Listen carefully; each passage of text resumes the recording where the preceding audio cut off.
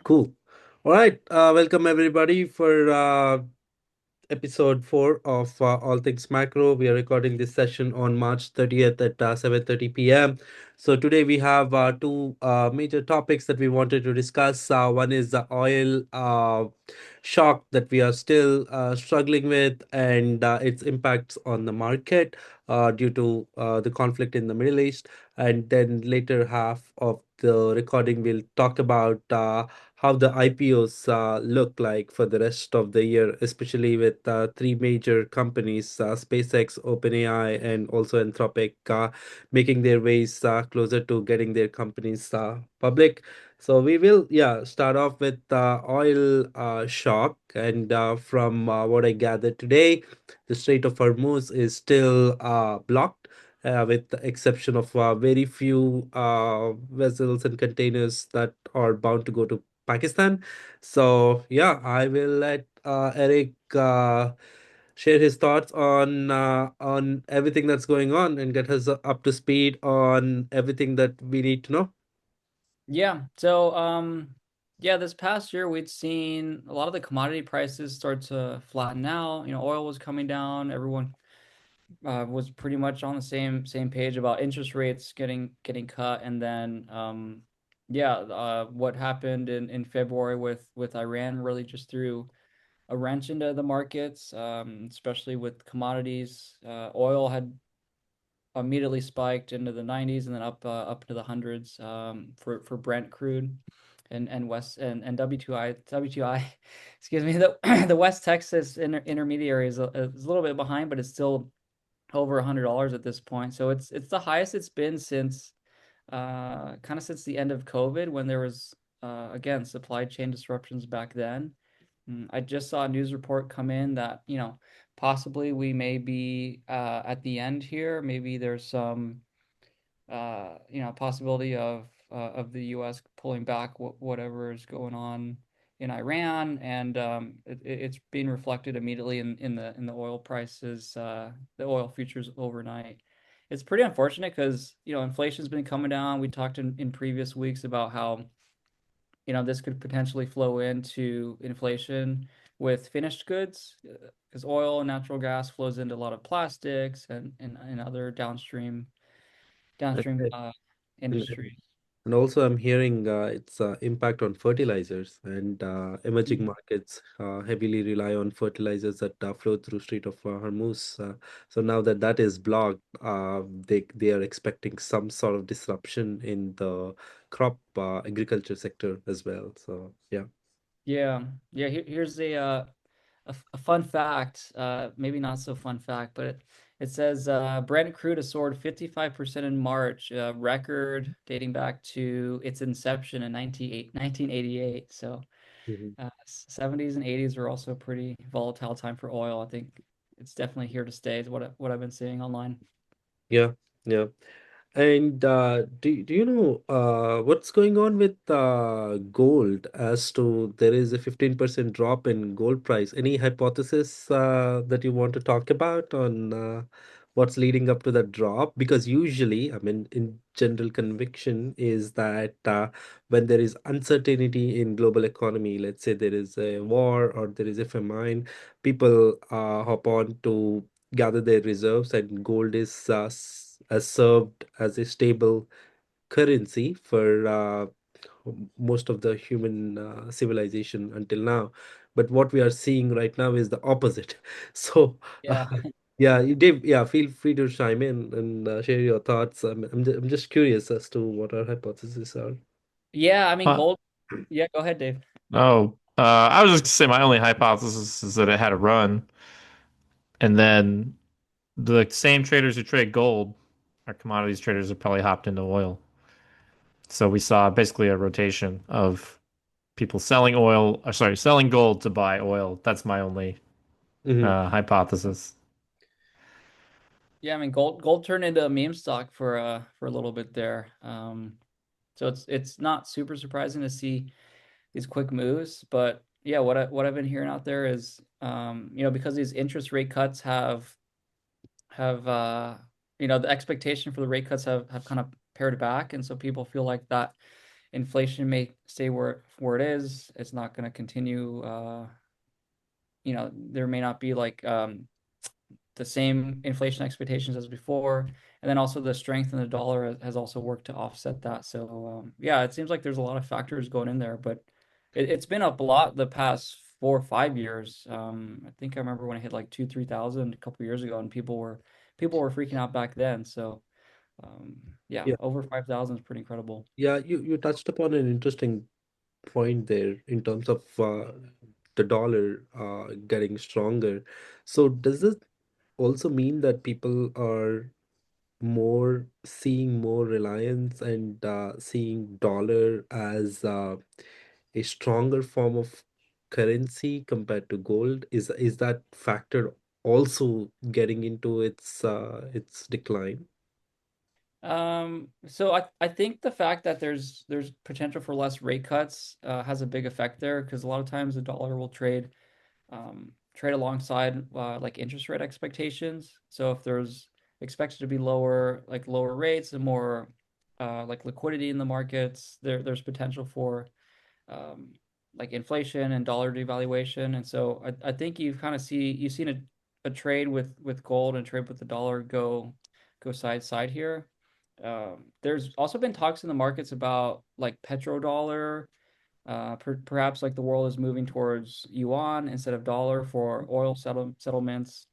So that actually might be a headwind for dollar strength, if I interpret that correctly. But yeah, my viewpoint is that it's because these interest rate expectations, we talked 2, 3 weeks ago that the futures market were pricing in likely a quarter point to half point rate cut by the end of the year. Now that's completely gone away within a 2 weeks, 3 week span. I think that has a lot to do with it. Yeah. And in terms of the interest rates, I know Kevin Walsh is it correct to assume that he'll be starting from May 15th? Is that if everything goes well?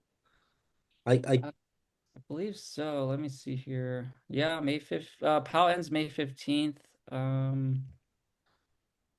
So I believe so. I think PAL still has the option to remain on the board. Mm, Just obviously not as the chair. Yes. Been a lot of questions around that too, if he's gonna stay or step down. But yeah, once Kevin Walsh steps in, that's what, 5 weeks from now, 6 weeks from now. We're at the end of March. Who knows what could happen between now and then? He's been given a pretty bad economic backdrop to step in. mhm. I think they'll stay even. I mean, I think if anything, we'll see a cut actually, but that's just my personal feeling. Because I think that the inflation numbers they look good, and so there's going to be that pressure to, oh, everything's fine now, right? So go back to cutting. And like I know Walsh has said that um I know we've said that Walsh is more hawkish, but I think that overall there's going to be more sentiment towards going again. But that's in the things have changed, right? So that's as we go forward in the year. Yeah, I'm trying to pull up we looked at the Fed funds futures probabilities a few weeks ago. I'm pulling that back up right now, and it's pretty interesting to see the comparison of at least for the next couple meetings, there's essentially at most a 8% chance of a rate cut between now and middle of June, which is like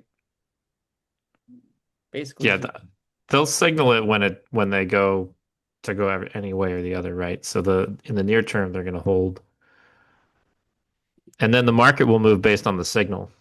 And I always felt like Jerome Powell was really good at prolonging a signal. Like be like we're looking at rate cuts in the like later in the year, and I just felt like we would always be looking at it, like it would happen later, and then just by him saying it'll happen later, the market would move as if there was a rate cut. So he kind of got double double money, double bang for his buck there by just really good messaging. How Yeah. do you move the market without? How do you make everybody feel successful without cutting the rate? I mean, that's kind of what how it was. Yeah, I think what'll be interesting too is, I'm trying to pull up the dot plot here, but the dot plot is, for those who don't remember, the dot plot from the Fed is the board members' expectations of the future rates. They're little actual dots on a chart, and that'll be interesting to see the next meeting where that lands compared to a couple meetings ago. It's just incredible. At the end of December, we were talking about soft landing and inflation's under control, and all of that went out of the window in February. So should we talk a little bit about the stock market's impact on everything that's going on? So let me just share my screen real quick. Yeah.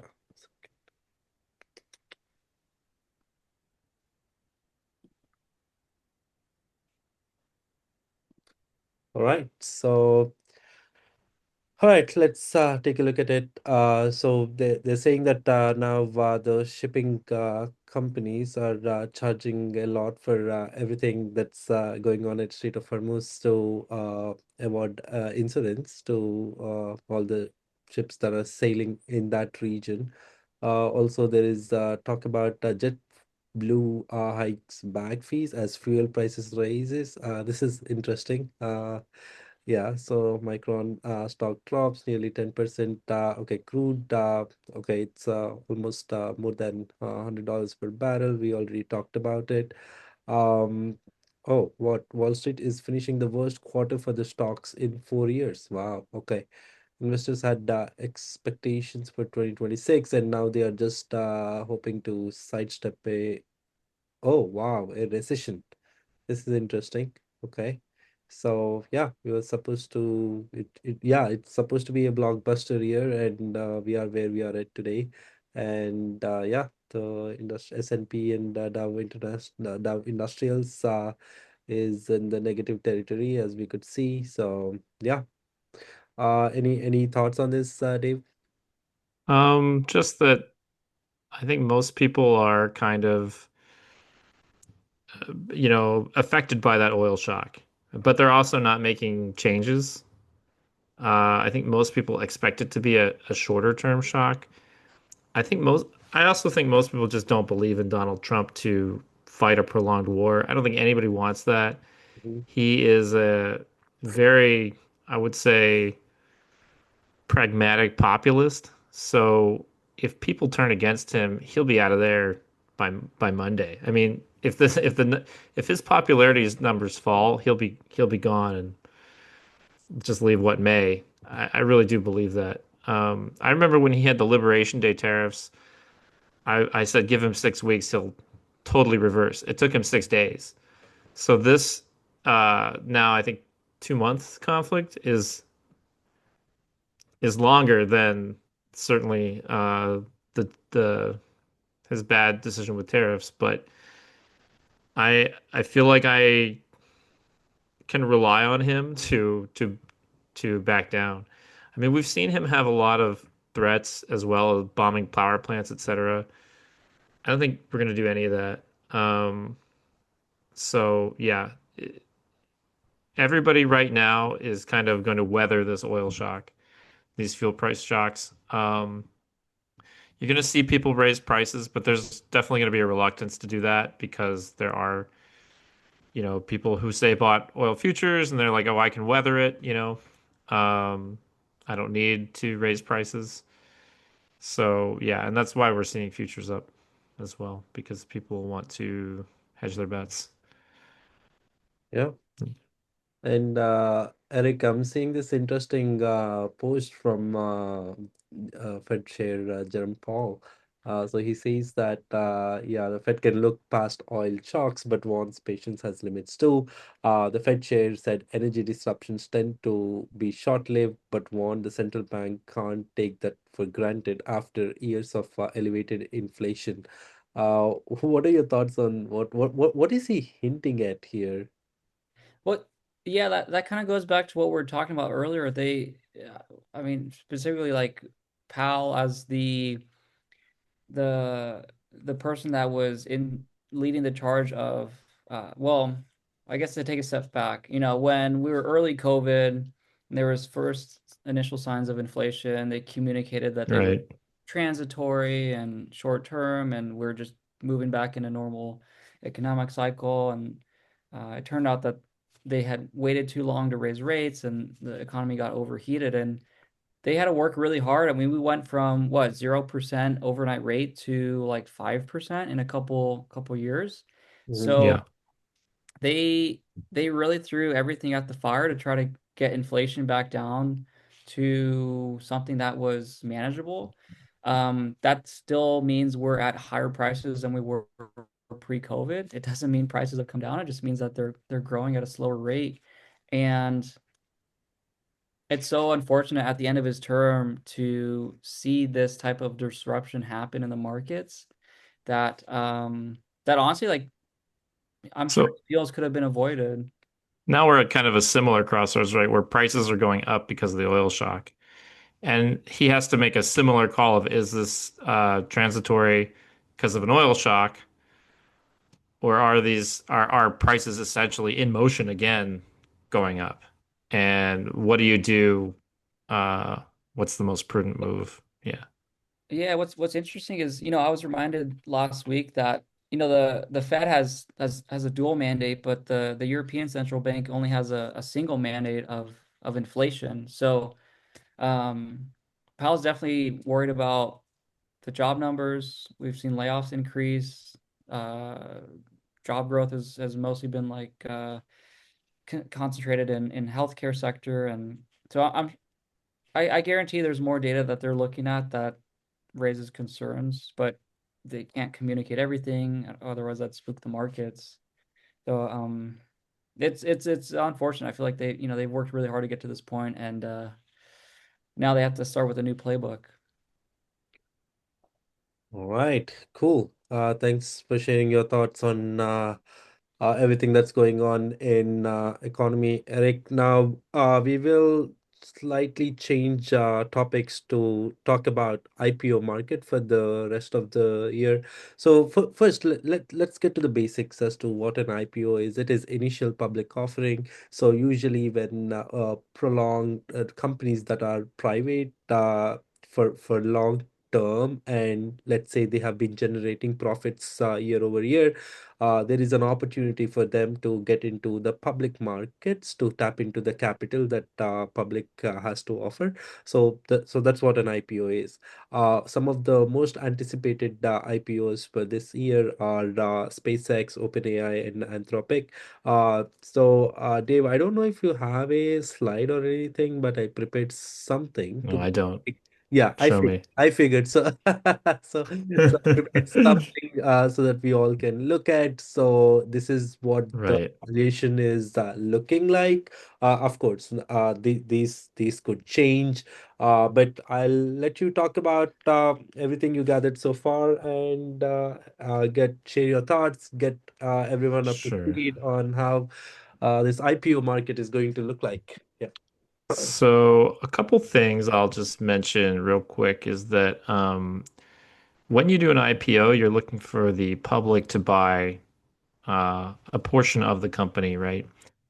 And essentially, if you own shares already because you work there or you founded it, they're, they're really, you have profit from the company that you can put in your pocket, but the shares themselves aren't really worth anything.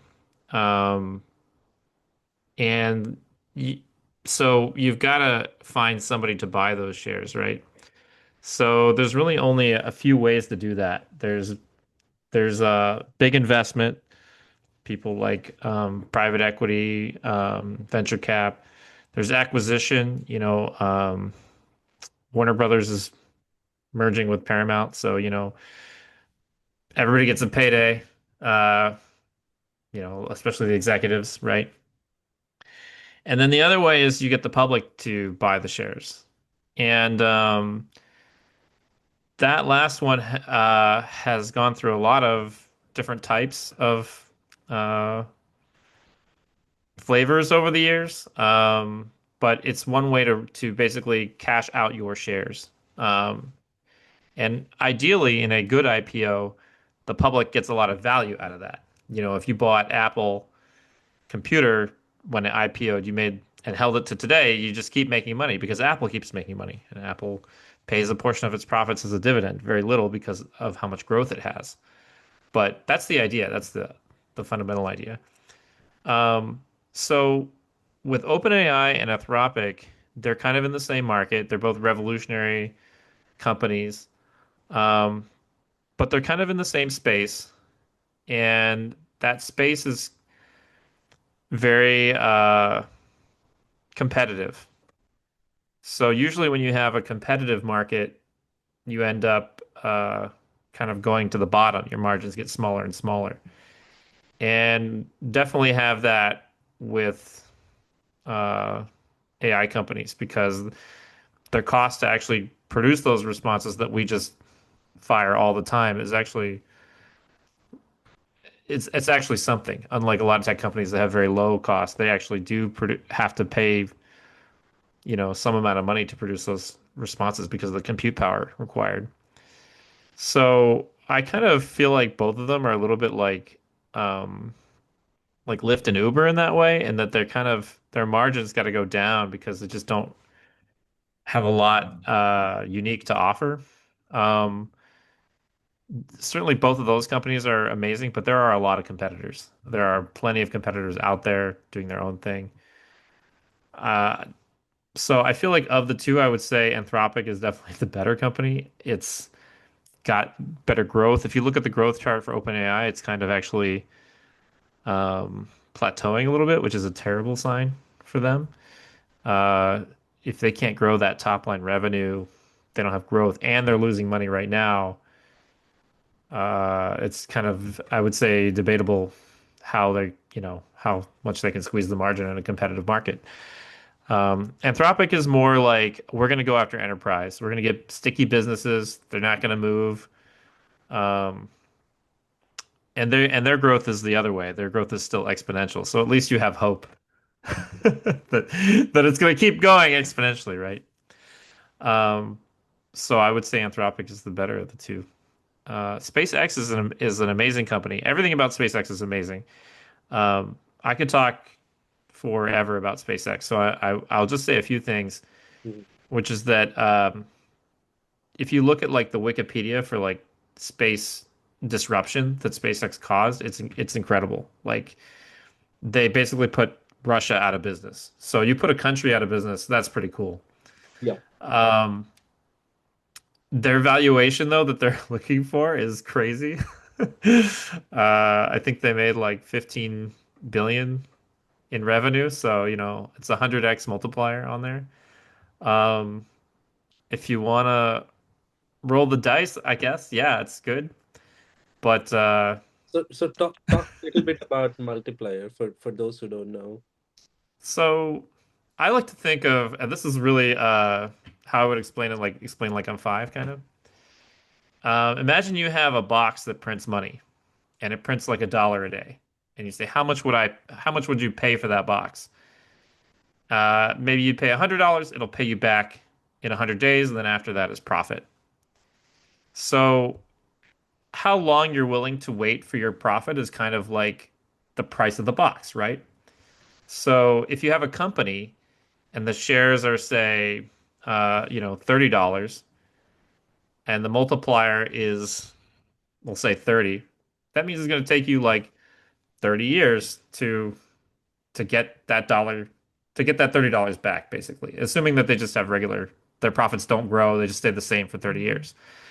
And that might be a good deal for you. You might say that company's going to be around for 100 years. I might as well put my money in it. Or that company might be doubling every year, which is what Apple did in the late 90s, which was unbelievable. That doesn't really happen, but it was doubling every year. So, people would say, "Oh, the if you buy it now, you'll get your money back in 30 years." And then someone else would say, "Well, it's doubling every year, so I'm going to get it back in like, 5 years." That's a great deal. Yeah. So that's what the multiplier means. And that's why people, when they look at a business, they look at how long is it going to take me to get my money back? What's the growth on it? And you kind of want the best. ROI, the best return you can for your dollar. You want to invest it in a company that is going to give you a return. Companies that are really big already, you can kind of like raise an eyebrow, like are they really going to double again?